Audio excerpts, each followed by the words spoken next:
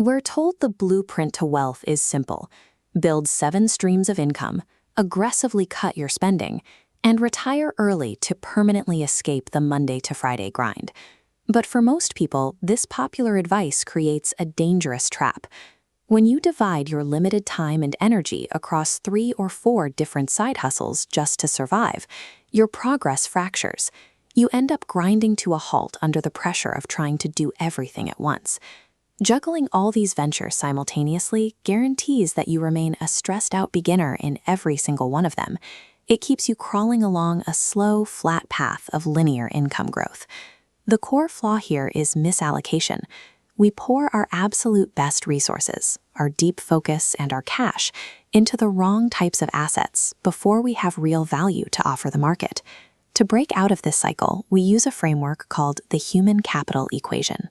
This approach redefines capital, shifting the focus away from external financial assets and directly onto your personal capability. Exponential wealth requires understanding the economics of absolute concentration, a strategy quite different from the diversified portfolios held by those who have already made it. Starting from zero by launching multiple income streams is a complete illusion. Every new project you take on dilutes your absolute value in the marketplace. The primary rule of concentration requires you to pick one specific niche and ruthlessly master it. You drill down into that single skill set until your ability to solve problems in that area skyrockets in value. There are strict parameters for when a second income stream makes mathematical sense. You only start one when your primary business is fully automated, when your current career has hit a hard ceiling of stagnation, or when the new venture is a lifelong passion. The reality of wealth building works in reverse. Multiple sustainable income streams are naturally generated as a byproduct of mastering one core thing. Once your primary skill hits a certain threshold, secondary opportunities automatically open up around it. Hyper-focusing your energy on a single vector is the true engine that generates your initial leverage and wealth.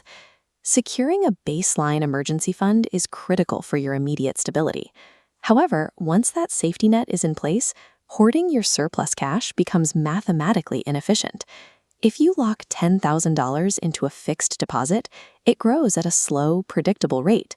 But invest that same money into upgrading a high-demand skill to solve larger problems, and it translates into exponential returns, far outpacing standard interest. To trigger this curve in your own life, you have to implement a personal development budget. You do this by actively dictating that specific percentages of your monthly income go directly toward funding your own capability. That means allocating money for books, professional courses, gym memberships, and your physical grooming. Choosing to upgrade material liabilities, like buying a new car or the latest phone, before you upgrade your own brain virtually guarantees lifelong financial stagnation.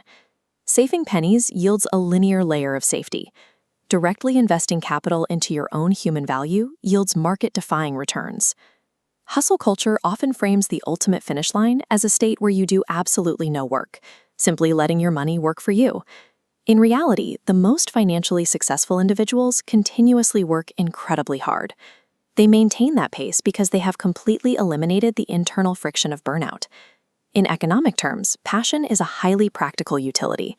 It provides a nearly unlimited source of cognitive energy and deep focus for high-level problem solving.